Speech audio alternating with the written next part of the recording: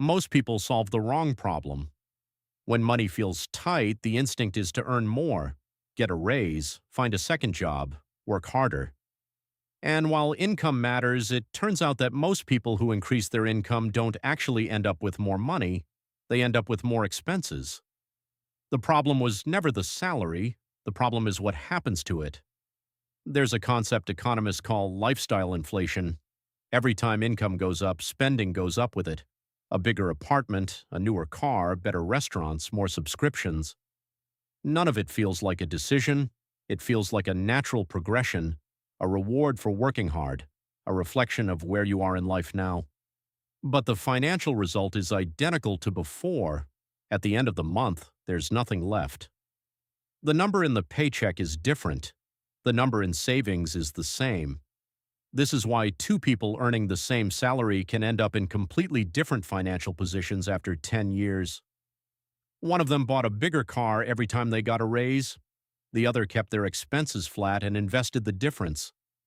After a decade, the first person has a nicer car and nothing else. The second person has a portfolio that's starting to generate its own income. Same salary, completely different outcome.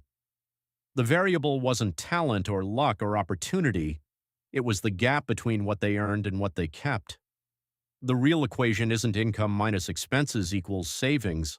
That's how most people think about it, and it's exactly why most people save nothing, because expenses always expand to consume whatever is available.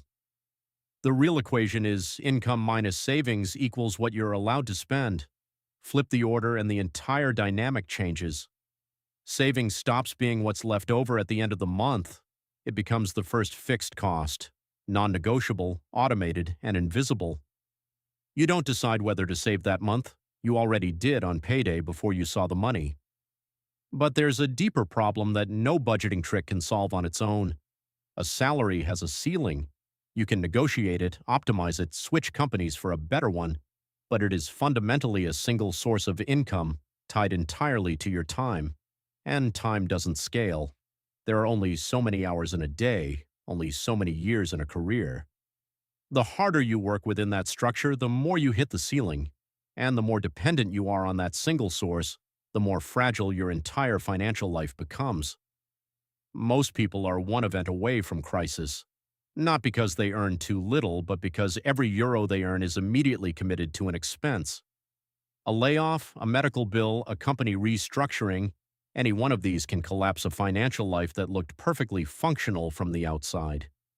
The salary was never a foundation, it was a treadmill, and the speed of the treadmill was always controlled by someone else. This is the trap. And the way out isn't a higher salary, at least not primarily. The way out is understanding the difference between income and wealth. Income is what you earn. Wealth is what you keep and put to work. Most people focus entirely on income and never build wealth, because every raise they get is absorbed by a lifestyle upgrade before it ever has a chance to compound. The shift happens when you start treating the gap between income and expenses as the product, not the salary itself, the gap.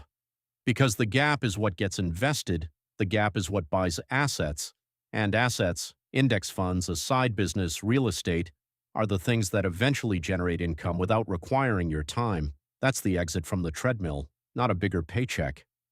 A growing base of assets that slowly, quietly start replacing the paycheck. The salary is the starting point. It is never the destination. People who understand this early stop optimizing for a number on a payslip and start optimizing for financial independence, the point where the income from their assets covers their expenses and the salary becomes optional. That's the real goal, and it has almost nothing to do with how much you earn. It has everything to do with what you do with it.